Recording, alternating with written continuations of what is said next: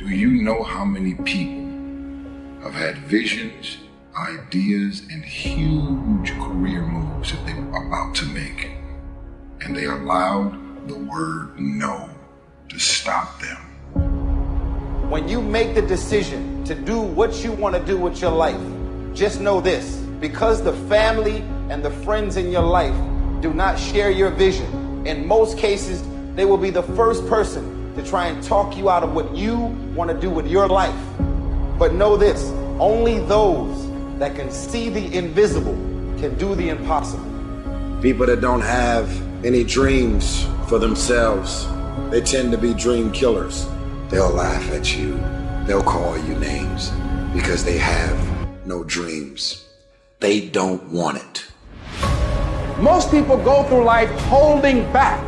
If you get into the habit of just being mediocre, it will become a part of your consciousness. If you get in the habit of giving less than what you have it within you to give, it will begin to reflect itself in your personality. It will begin to damage you psychologically. And you don't want to be a part of that kind of self-destructive behavior. You want to set some high standards for yourself. There's greatness in you. And you've got to learn how to tune out the critics outside and the critic inside. And since I'm going to do this, I'm going to harness my will, and I'm not going to let anything stop me. You have to be relentless. You have to never let off the gas, never stop, never quit. Never allow anyone to talk you out of the dream, the vision, and ideas. And understand that for every level, there's another devil. It is the devil's job to create challenges, issues, and conflicts, insecurities, fear, because he wants to put you to a test. But I can tell you now, I piss the devil off every day because I just don't stop. And the devil is so mad. This fucking guy, doesn't matter if he gets sick, it doesn't matter what happens to his money or his finances, every time he gets out of his bed and he's on a mission to get it done. And as you begin to look at your life, decide that you're going to start working on that dream.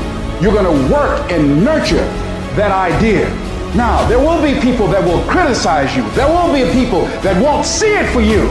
But I say to you, don't let nobody turn you around. You don't need anybody to understand it. You don't need anybody to approve you. You don't need anybody to say, go ahead on and do it. If you get that, that's fantastic. If you get that encouragement, that's great. But I say stand up within yourself boldly and say, this is my life. I'm controlling my destiny.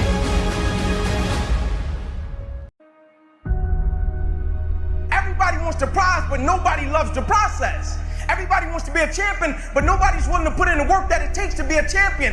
Everybody wants to hold up the trophy and say, man, I did it, but nobody's willing to put in the work that it takes to do it. I love the process. I love the thought of working for what I want. And I firmly believe you're never supposed to wish for it more than you're willing to work for it. Your expectations never supposed to exceed your effort. But a lot of people, they wish, and they're not willing to work. And the great thing about life has a funny way of testing all of us and seeing how bad we really want what it is that we say we want. What if you get weak along the way and you throw in a towel on yourself, you surrender to your emotions? What then? A lot of people become discouraged, they become frustrated, and they say, oh, what the heck? And they go back to doing what they were doing before, saying it doesn't work. Take quitting out your vocabulary. Take it out.